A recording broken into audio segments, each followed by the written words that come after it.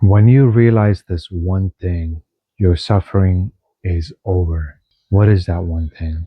When you realize that God, the immortal being, is not only within you, but you are part of that God. You are immortal.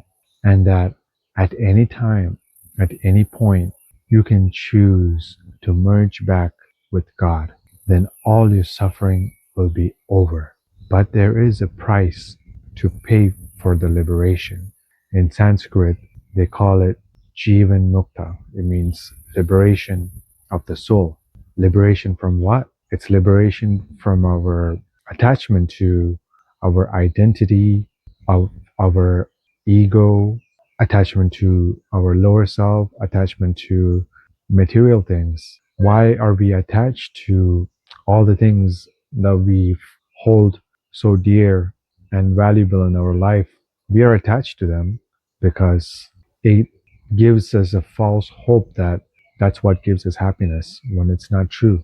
The real eternal happiness, the eternal conscious bliss, in Sanskrit it's called Satchitananda, is within each and every one of us. As a matter of fact, just like how the nature of the tree is to grow, and the nature of the wind is to blow, and the nature of the water is to flow, the nature of you, the Atman, the soul, is Satchitananda, is eternal conscious bliss. But why are we not feeling that? Why are we not in a state of bliss all the time?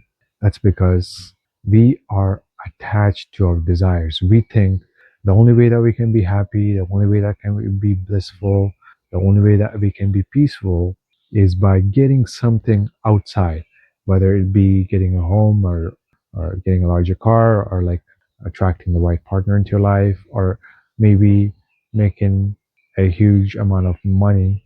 You think it's going to give you that eternal conscious bliss. But what happens most of the time, whatever happens outside, it's dependent on many external factors that you cannot control. And even when you get things that you desired so intensely, and when you have it, you're left with an empty feeling, and you find out that it doesn't give you that eternal conscious bliss that you're looking for. In fact, every one of us, if you really look into why we do things of what we do in our life, it's because we all want the same thing. We all want the juice. We all want the juice of love. We want the juice of happiness. We want the juice of bliss. We want the juice of peace. But we think that it lies outside us. So instead of taking the journey inward to find that your true natural state, we go around it. When you have the treasure inside you, you look for nuggets of gold outside. And although you may be able to find nuggets here and there, you are missing out on the everlasting treasure that's within each and every one of us. And why I am talking about this, uh, last month has been a very transformative time for me by the grace of God, by the grace of, you can say, spirit guides, my masters. I came across two gurus. One is Sadhguru, the inner engineering. I'm part of his program. I am going through his modules on Isha Kriya, and then I'm doing meditation every single day. And my second teacher is Paramahansa Yogananda. I've also registered for his program to be initiated into Kriya Yoga. They're both great because Sadhguru is more for beginners. At the same time, it is a perfect preparation for you to get the space between yourself, your body, your mind through his teachings. And with Yogananda, the experience has been very profound. I've never meditated for long sitting before, but with techniques shared by Paramahansa Yogananda, I'm able to get into a breathless state and stay there for a very long time. And the reason why I have started to do it is because I realized that no matter what I strive for outside, it's not going to be everlasting. I will be distracted from my main objective in this lifetime, which I feel is to return to God. I don't mean it to be in this religious way of returning to God or going to heaven or things like that. It's about becoming immortal. And I'm not saying that in a cocky way or like what's the other word? Arrogant. I'm not arrogant when I say I want to be immortal. By you, the definition of God is immortal. It's everywhere and all at once. And since we are part of God, when you can merge with that universal consciousness, you become immortal. And that you melt into this conscious bliss that's ever present.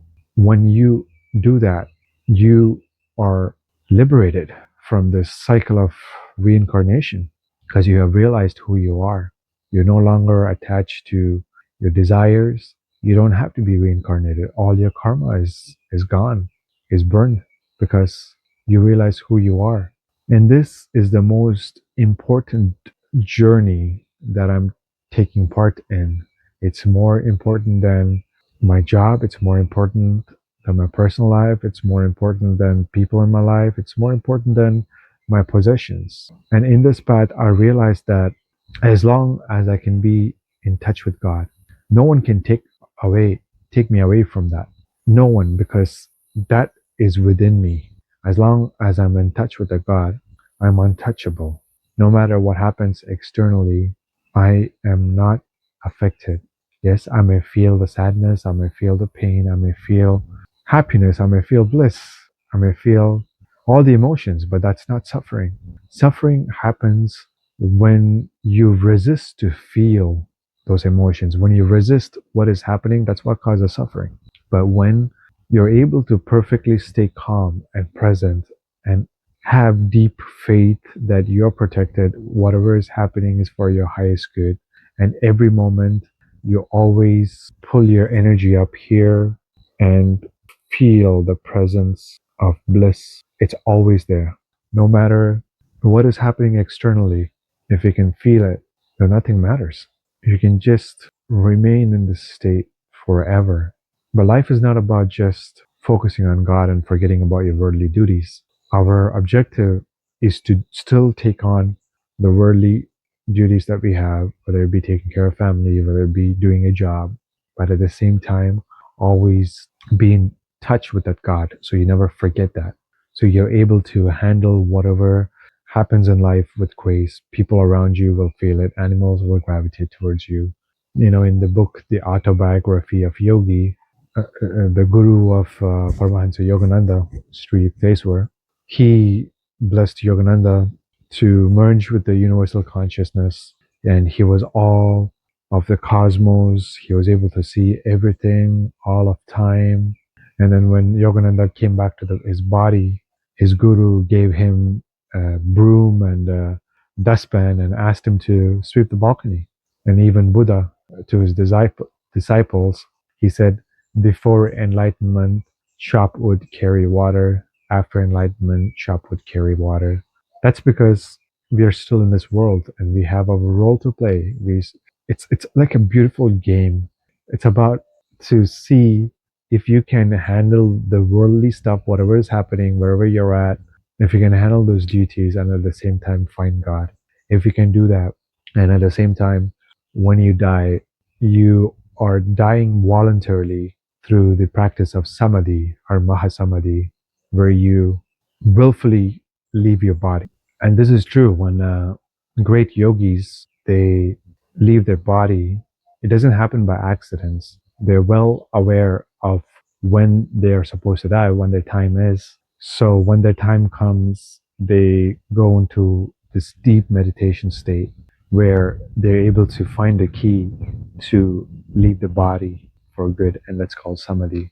And when you do that, you escape the reincarnation cycle. You don't have to be born into this world anymore, life after life, suffering, building karma. You can be a beautiful being. And when you can reach that state, when you can commit to yourself every day to merge with God, your life becomes blissful. It doesn't matter what is happening in your life. It doesn't matter people are staying, people are leaving. It doesn't matter you have a job, you don't have a job. Everything, every situation becomes blissful. You may feel the pain. Like I said, I'm not saying that you will never feel pain, you'll never feel suffering. I'm sorry, you'll never feel hurt, disappointment. Those are all emotions. It is a human nature to feel that, but you won't resist it and you won't be scared because you're always in touch with God and you know that everything works out for your highest good. So I'm on this path. It's only been a month and I already see a huge difference in the way I see things, and also there's more calm and serenity in my everyday life. So if you're watching this video, I urge you to check out these people. Check out Sadhguru and check out his program, Inner Engineering. I recommend that. And also read the book, The Autobiography of Yogi, and enroll for Paramahansa Yogananda self realization lessons. Until next time, my friends, be fearless. Take care.